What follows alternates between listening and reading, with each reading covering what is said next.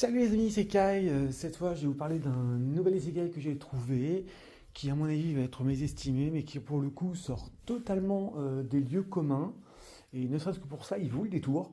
Donc je sais que isekai rime souvent avec puceau ou geek désabusé de la vie, qui veut trouver sa revanche d'un nouveau monde.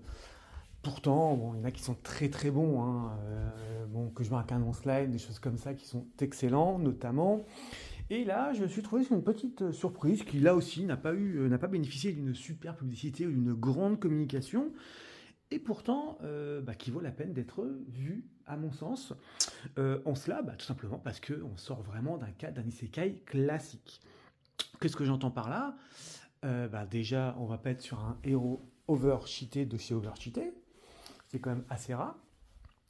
Il va pas y avoir de waifu ou de harem autour. Bon, ça peut-être ça en décevra certains, mais du coup, je vais pas dire que c'est un peu plus mature, ça reste drôle, ça reste scénario très simple, mais c'est beaucoup plus intéressant qu'on pourrait le croire à premier abord.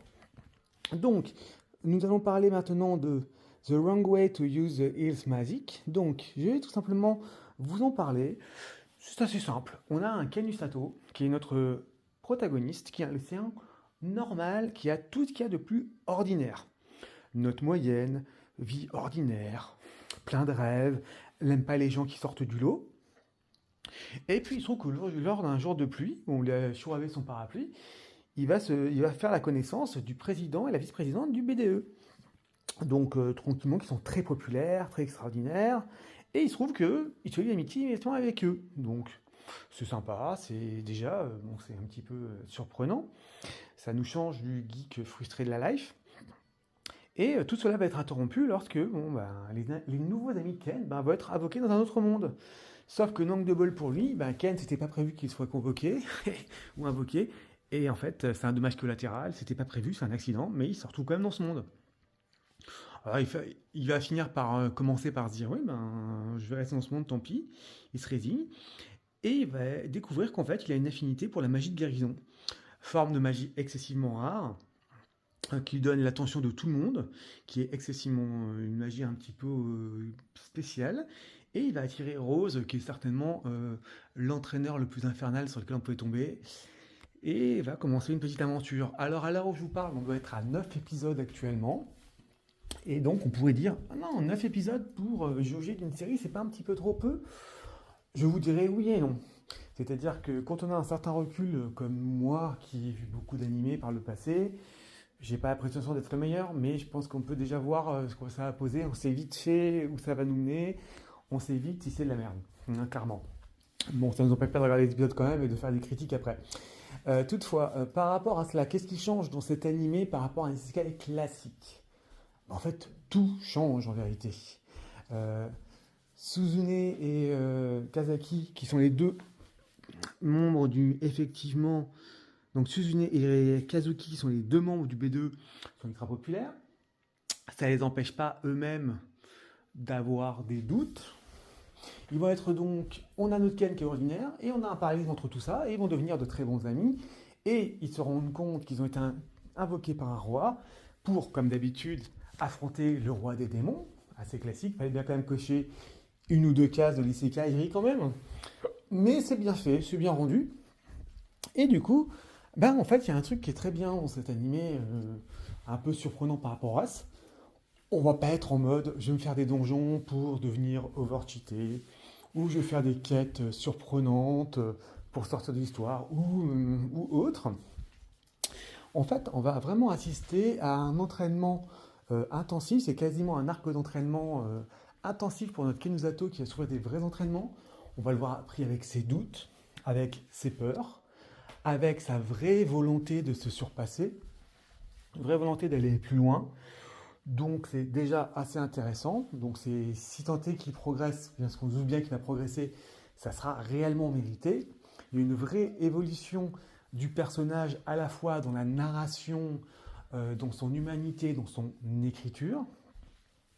Ces deux amis du BDE sont extrêmement populaires et sont effectivement pas plus à l'aise que lui dans ce monde. Enfin, il y en a une qui est folle, c'est Suzune, elle adore ça, elle en rêvait. On a le petit Kazuki, mais qui lui, pour le coup, est un peu en regard, et ils se sont fixés un but très simple. Ils sont pas en mode je vais rester dans ce monde, la vie est bien meilleure ailleurs, elle est bien meilleure ici. Non, ils ont tous un objectif clair, retourner dans leur monde pour retrouver leur famille. Donc déjà, on n'est pas en mode je vais rester dans ce monde-là pour vider mes frustrations, ça me va, je fais comme ça, je fais pas autrement. Et du coup, c'est assez intéressant parce qu'on va avoir à la fois une alchimie des personnages, où nos deux membres du B2 qui sont pour le coup super populaires, qui semblaient pour le coup assez sur d'eux, vont montrer beaucoup plus leur fragilité. On va avoir une Suzune et puis notre Ken qui a un petit début de romance, mais ça fallait s'y attendre. Mais c'est très bien rendu, c'est tout à fait humain. On a notre Ken Usato qui lui aussi se rend compte qu'il a un rôle très très important à jouer, que c'est peut-être lui qui a le rôle le plus important à jouer pour pouvoir battre le roi démon en soutenant tout simplement ses amis face à la guerre contre le roi des démons.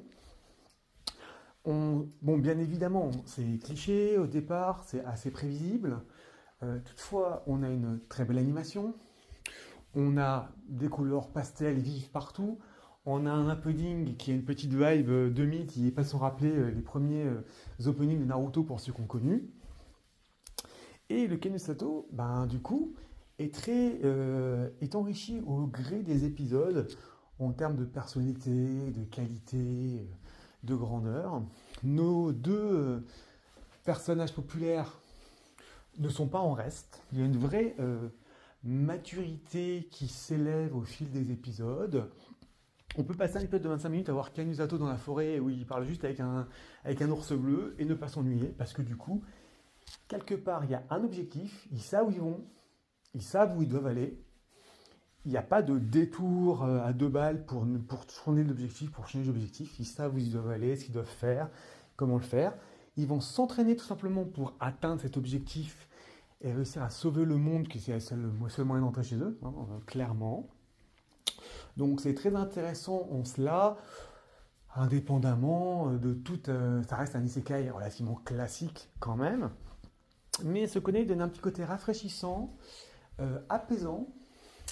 Je ne vais pas dire optimiste, mais c'est rafraîchissant, c'est apaisant, c'est quelque part divertissant, ou en tout cas, c'est un peu comme une belle balade, c'est une petite promenade. Alors, on n'est pas au niveau d'un freerun, au niveau de la qualité de ce qui est écrit, parce que là, on reste vraiment sur un scénario qui est très très très très simple et qui n'a pas 23 degrés de lecture, hein, on ne va pas non plus se mentir.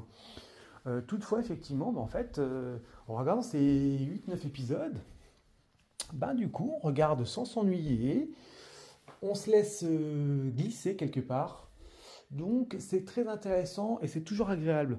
Donc si vous êtes passé à côté, il y a 9 épisodes, allez-y, je pense qu'on va en avoir, je ne sais pas si on va en avoir 12, il me semble qu'on va en avoir 12 pour la première partie.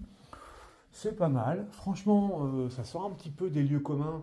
On a tous vu beaucoup d'isekai, moi le premier j'en ai vu énormément qui sont beaucoup de merde. J'en ai vu des très bons, on ne va pas citer les meilleurs, on les connaît à peu près tous. Mais effectivement, on est sur quelque chose qui est un petit peu qui sort de l'ordinaire. Donc pour ça, ça vaut la peine. Donc je me permettez de faire une petite review là-dessus, en espérant qu'elle vous a plu, en espérant, comme toujours, avoir un petit retour de votre part en commentaire, en pouce bleu, en s'abonne, un petit commentaire, en partage, ça peut être toujours sympathique.